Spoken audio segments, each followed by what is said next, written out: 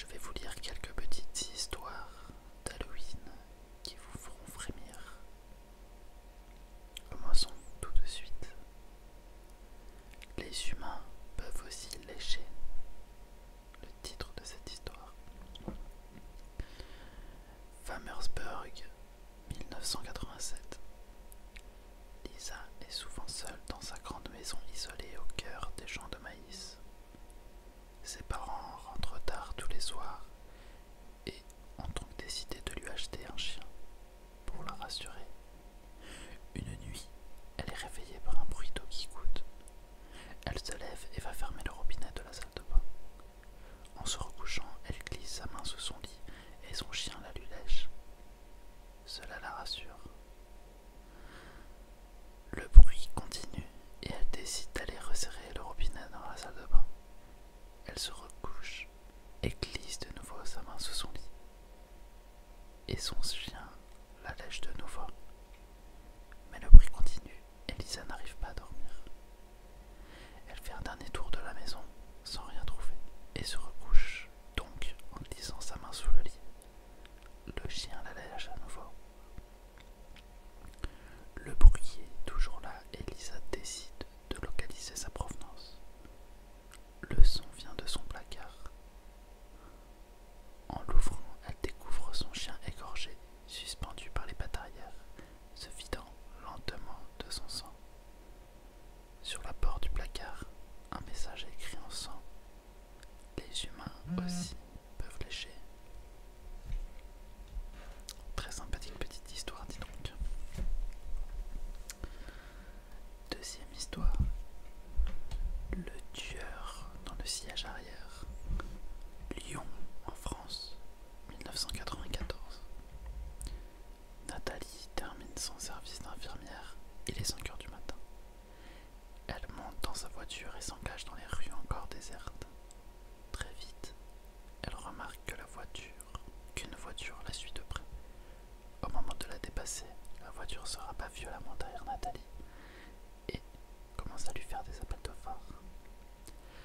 La jeune infirmière accélère, anxieuse, tout en essayant d'apercevoir le conducteur du véhicule dans son rétroviseur. Les appels de phare continuent, frénétiques. Elle tourne à droite, puis à gauche. La voiture la suit. Nathalie commence à paniquer. Que lui veut donc cette personne? Elle arrive dans l'allée menant à sa maison. Son seul espoir, tenter le tout pour le tout et courir s'enfermer chez elle pour appeler la police. Au moment où elle descend de la voiture, elle entend son poursuivant descendre à son tour et hurler « Enfermez-vous et appelez la police, vite !» N'osant pas se retourner, elle s'enferme chez elle et appelle les gendarmes. Elle jette un œil par la fenêtre pour apercevoir une grande silhouette armée d'un couteau de boucher, attaquant sauvagement l'homme qui la suivait. Terrifiée, Nathalie se réfugie dans sa salle de bain, priant pour que les secours arrivent au plus vite. Ce n'est que plus tard qu'elle comprendra ce qu'il s'est réellement déroulé ce jour-là. L'homme dans la voiture essayait de la sauver. Il avait vu un homme se glisser dans la voiture de Nathalie et essayant de la prévenir, il a payé de sa vie. Sympathique, non? Bloody Mary. Cette histoire est arrivée à la sœur d'un ami, d'un des rédacteurs, qui a préféré rester anonyme. J'ai récupéré ces histoires sur un site. Nous sommes en 1997. La fille de 9 ans, que nous nommerons Anna, organise une soirée pyjama avec quelques amis. L'une d'elles leur raconte alors l'histoire d'une certaine Mary Worth, une magnifique jeune fille qui aurait vécu il y a de très nombreuses années. Suite à un très grave accident, Marie s'est retrouvée horriblement défigurée, sachant à quel point cela la rendrait folle de voir son beau visage abîmé. Ses parents l'interdirent de voir son reflet. Ils jetèrent tous les miroirs de la demeure, sauf un, celui de leur salle de bain personnelle. Une nuit, Marie se faufila discrètement dans leur pièce